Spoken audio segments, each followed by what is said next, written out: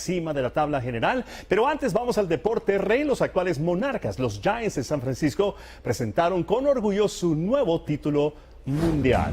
El jugador más valioso de la Serie Mundial y el lanzador Madison Bumgarner, con el honor y montado presentando el banderín de campeones número 3 en los últimos 5 años, recibió todo el respeto merecido. Pero los Rockies de Colorado, los invitados a la fiesta, amargaron otra celebración de los campeones en su juego inaugural de temporada. Eddie Butler superó a Chris Heston en un duelo de lanzadores. Troy Tulowitzki, de vuelta en la alineación tras un día de descanso, empujó una carrera con un sencillo en el cuarto. Butler lanzó pelota de 5 hits en 5 innings y un tercio, concedió 6 boletos, ponchó a 1. Los Giants fueron blanqueados en su juego inaugural en casa por apenas tercera vez en San Francisco. Colorado es invicto en el camino, 4 victorias de 4. La serie culmina el día miércoles. Mientras, en la costa del este, otro duelo apertura, esta vez en el famoso estadio Fenway. Los Red Sox ofrecieron un homenaje a campeones del fútbol americano, los Patriotas. Su estrella, el mariscal Tom Brady, lanzó la primera bola a Big Papi David Ortiz en la inauguración de temporada en casa. En el juego, Boston derrotó 9-4 a los Nationals de Washington. Mookie Betts conectó un jonrón de 3 carreras y Ortiz coronó la ofensiva de Boston con un jonrón en el sexto.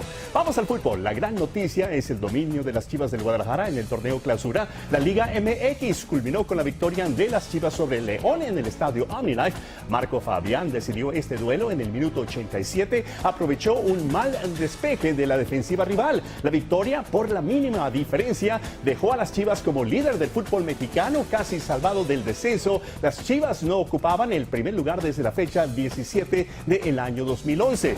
Repasamos las posiciones de la Liga MX. Las Chivas mandan con 24 unidades. Veracruz, Tijuana tienen 23 puntos en la segunda y tercera posición. Las Águilas de la América ocupan el cuarto con 22 puntos. Cruz Azul, por diferencia de goles, tiene 22 en la quinta. Faltan 48 horas para el amistoso internacional entre la selección de fútbol de México y los Estados Unidos. Miguel Herrera, el director técnico del Tri, dice que este es un clásico y no acepta perder. Esta mañana sus convocados entrenaron en la Ciudad de México. Inmediatamente después tomaron un vuelo a la ciudad de San Antonio, a la sede oficial de este magno evento el día miércoles.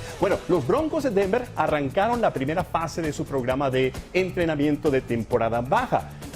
Con el acuerdo de negociación colectiva, los equipos con nuevos entrenadores en jefe tienen la ventaja de iniciar 2 semanas antes, que incluye una reunión con los jugadores y trabajo de acondicionamiento. Los entrenamientos se clasifican como voluntarios. Conseguir un poco más de tiempo para aprendizaje de un nuevo libro de jugadas es una tremenda ayuda para los nuevos entrenadores en conocerse cara a cara. Pero, Juan Carlos, estamos hablando de 5 meses todavía para la temporada regular. La primera vez que se conocen no solamente a estos muchachos, pero al mismo tiempo ellos, los entrenadores, no deben estar muy cerca. Vamos a explicar de eso el día de mañana. Muy bien, muchas gracias Luis por esa información. Vamos a una